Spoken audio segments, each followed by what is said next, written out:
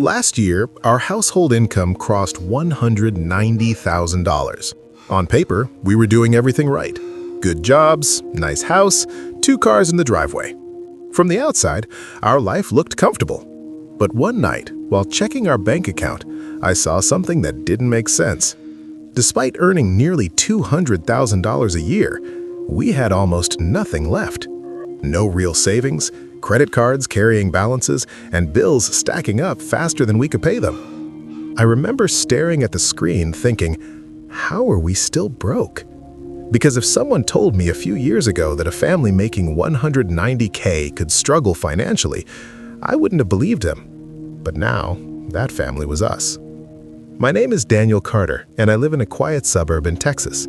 I work as a sales manager for a mid-sized company. My wife Jessica works in healthcare administration. Together, we earn what most people would consider a strong income. We're not rich, but we're definitely not supposed to be struggling. At least, that's what I used to think. We bought a house in a good neighborhood, 3 bedrooms, a small backyard, 2-car garage. Nothing extreme, just the kind of home you picture when you think of a stable American life. We had 2 cars, an SUV for me, a newer crossover for Jessica. Our daughter was in elementary school. Life felt normal, busy, comfortable, and every month money came in consistently.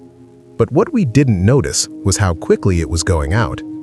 The first real warning sign came one evening. I logged into our banking app to check a payment. Instead, my eyes went straight to our savings balance. It was lower than I expected, much lower. I refreshed the page, same number. After all our expenses were paid, there was barely anything left. And the worst part? We still had credit card balances. That's when a thought hit me that I couldn't ignore. Were we living paycheck to paycheck while making $190,000 a year? And the more I looked into our finances, the more uncomfortable the truth became. Our problem wasn't income, it was something much deeper. And I was about to find out exactly what it was. The next morning, I sat down at the kitchen table with my laptop and a cup of coffee. For the first time in years, I decided to look at everything. Not just our bank balance, everything. Checking accounts, savings, credit cards, loans. I wanted the full picture. And honestly, I wasn't ready for what I found. The biggest expense was obvious, our mortgage, just over $3,200 a month. Then came the cars, my SUV payment, around $720. Jessica's crossover, almost $650. That alone was already more than $4,500 every month. And we hadn't even touched groceries, insurance, utilities, or anything else yet. But the real shock came when I opened our credit cards. One card had about $8,700 on it. Another showed $5,200. And a third card, quietly sitting at just over $3,900. Individually, none of those numbers had ever felt overwhelming, but seeing them together, it hit differently. It looked like a problem, a serious one. I grabbed a piece of paper and started writing everything down, every payment, every bill, every expense. When I finally added it all up, I leaned back in my chair and just stared at the total. We were spending almost every dollar we earned, some months even more, which meant one thing. Those credit cards weren't just convenience, they were covering the gap. That evening, Jessica came home from work. She could tell something was off immediately. "You've been sitting here all day?" she asked. I nodded and slid the paper toward her. "These are our monthly expenses." She looked down at it, scanning the numbers. At first, she didn't say anything. Then she looked back at me. "But we make good money. How is this even possible?" I pointed to the bottom line. That's exactly the problem. For the first time, we both saw it clearly. Our income wasn't the issue. It was the lifestyle we had built around it. A bigger house than we truly needed, 2 newer cars, eating out multiple times a week, subscriptions we barely used, online purchases that didn't feel expensive in the moment. None of it seemed extreme on its own, but together, It created a life that required every dollar we made just to maintain it. And the scariest part? If anything unexpected happened, a job loss, a medical bill, a major repair, we had almost no safety net. Jessica sat quietly for a moment. Then she said something I'll never forget.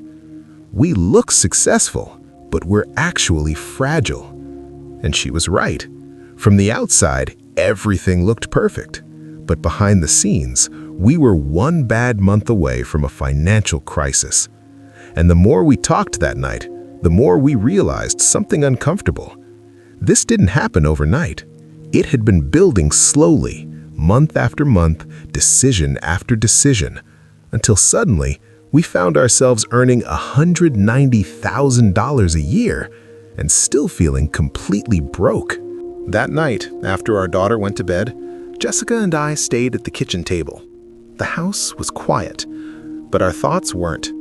That piece of paper with all our expenses was still sitting between us, and for the first time in years, we weren't ignoring it. I looked at Jessica and asked the question we had both been avoiding. "So, what do we do now?"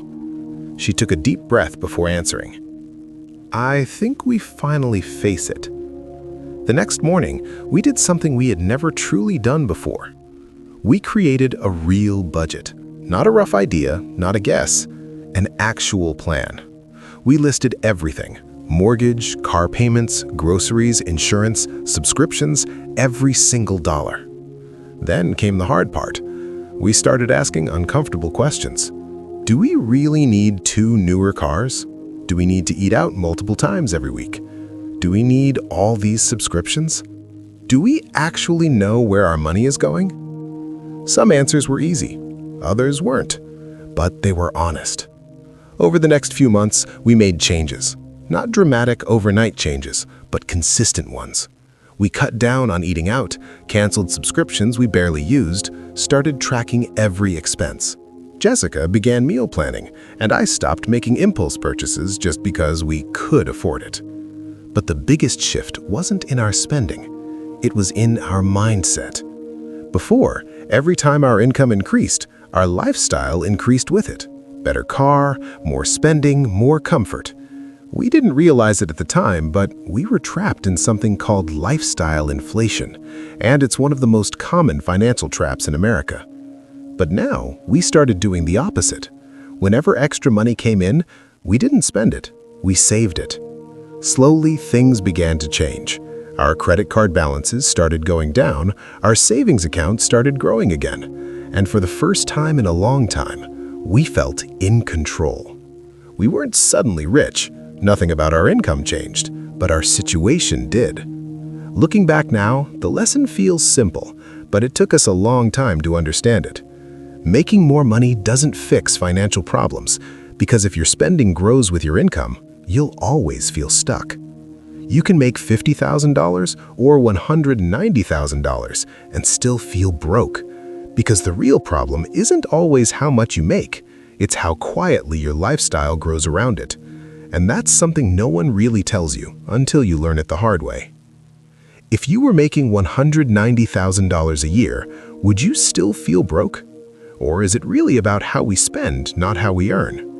Lifestyle inflation is something most people don't notice until it's too late.